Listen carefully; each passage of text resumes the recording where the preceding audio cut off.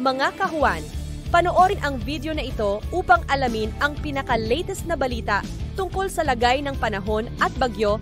Update today. Apektado pa rin ng shear line ang silangang bahagi ng Northern Luzon at nagdudulot pa rin ito ng malawakang pagulan sa malaking bahagi ng Cagayan Valley Region.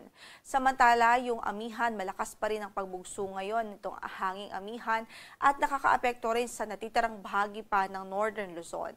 Yung easterlies ay apektado din ang eastern section ng Central at Southern Luzon at nagdudulot ng maulap na papagurin at mataas din na tsansa ng malawakang pag-ulan.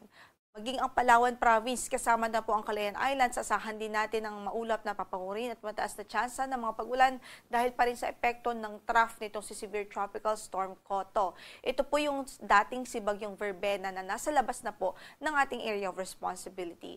At kahit nasa labas na po siya ng ating PAR, yung kanyang trough patuloy na nakakaapekto dito po sa Palawan Province. At para po sa ating impormasyon, ang kanyang location ay nasa layong 275 kilometers north-northwest ng Pag-asa Island, Kalayaan, Palawan. Taglay pa rin ito ang lakas ng hangin na 110 km per hour near the center at gustiness na 135 km per hour. Kumikilos ito west-southwestward at mabagal pa rin ang kanyang paggalaw. So sa ngayon, ang kanyang epekto ay yung trough po niya o buntot ay patuloy na nakakaapekto sa Palawan Province.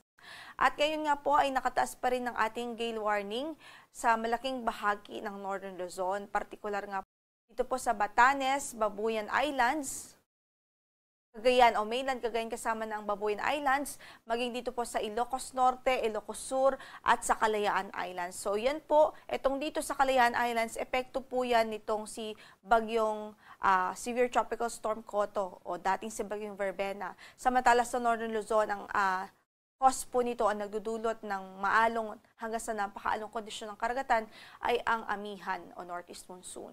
So sa mga kababayan natin dyan, patuloy natin silang pinag-iingat. Hindi po muna ina-advise na pumalaot ang maliliit na sasakyang pandagat dahil sa magiging maalon pa rin hanggang sa napakaalon ng kondisyon ng ating karagatan doon.